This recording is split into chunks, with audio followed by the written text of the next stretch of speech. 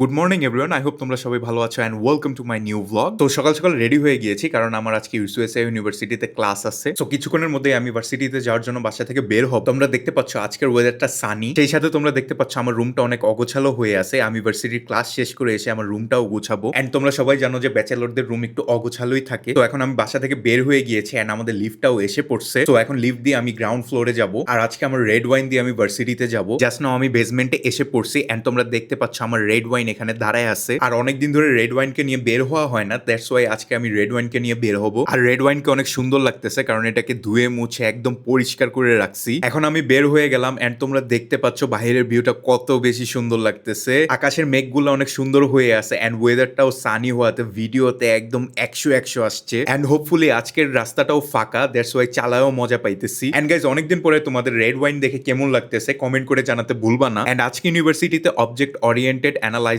And design কোর্সের class. আর আজকের ক্লাসটা আমার থিওরি ক্লাস না, আজকে আমার ল্যাব ক্লাস। তো এখন রেড ওয়াইনকে নিয়ে ডাইরেক্ট ব্লগ জিতে চলে যাব। আর বাংলাদেশের রাস্তা যদি এরকম সবসময় ফাঁকা থাকতো তাহলে কোথাও কোনো জায়গায় যেতে দেরি হতো না, আমরা সকলেই সব জায়গায় টাইম মতো পৌঁছে যেতে পারতাম। এন্ড গাইস, তোমাদের জন্য একটা কোয়েশ্চেন, তোমাদের জ্যামওয়ালা রাস্তায় চালাতে কেমন লাগে? তোমাদের অ্যান্সারটা অবশ্যই কমেন্ট করে জানিয়ে দিতে ভুলবা না। তো ফাইনালি গাইজ, আমি ব্লগ জিতে এসে পড়ছি এন্ড আমার বাসা থেকে আমার ইউনিভার্সিটিতে আসতে 1 আওয়ার টাইম লাগে। তো ব্লগ জিতে এসে দেখতেছি এখানে স্টুডেন্টসরা অনেক টাইপের স্টল দিয়েছে। তো সেই স্টলগুলো আমি তোমাদেরকে আমার ব্লগের মাধ্যমে তুলে ধরলাম। এন্ড এখানে কিছু জামা কাপড়ের স্টলও আছে, যেটা জামা কাপড় আমার একদমই ভালো লাগে নাই। এন্ড সেই সাথে এখানে মোস্ট ফেমাস স্টারবাকসের স্টল আছে। ক্লাসরুমে ঢুকার পাশেই দেখি যে একটা প্লাস্টিকের স্টল আছে, এখানে বেসিক্যালি মানুষের অব্যবহৃত বোতলগুলো ওরা কালেক্ট করতেছে। তো এখন আমি ক্লাসরুমে ঢুকবো। তো জাস্ট নাও ক্লাসে ঢুকলাম এন্ড ওইখানে আমার ফ্রেন্ডসরা বসে আমার ওয়েট করতেছে। এন্ড তোমরা হয়তো নোটিস করেছো ক্লাসরুমটা অনেক ফাঁকা, কারণ আজকে আমাদের থিওরি ক্লাস না, আজকে আমাদের ল্যাব ক্লাস। ল্যাব ক্লাস মূলত 3টা ডিফারেন্ট টাইম টেবিলে বিভক্ত, দ্যাটস ওয়াই ক্লাসটা ফাঁকা লাগছে। তো মাত্র আমি বসলাম এন্ড তোমরা আমার পাশে ইয়েনকে দেখতে পাচ্ছ। তোমরা যারা আমার রেগুলার ব্লগ দেখো তারা ইয়েনকে হয়তোবা চিনতে পারো। এন্ড তোমরা দেখতে পাচ্ছ আমার ক্লাসটা কিন্তু শুরু হয়ে গেছে। এন্ড তোমরা সেই সাথে দেখতে পাচ্ছ ইউনিভার্সিটি ক্লাসরুম এন্ড কিভাবে পড়ানো হয়।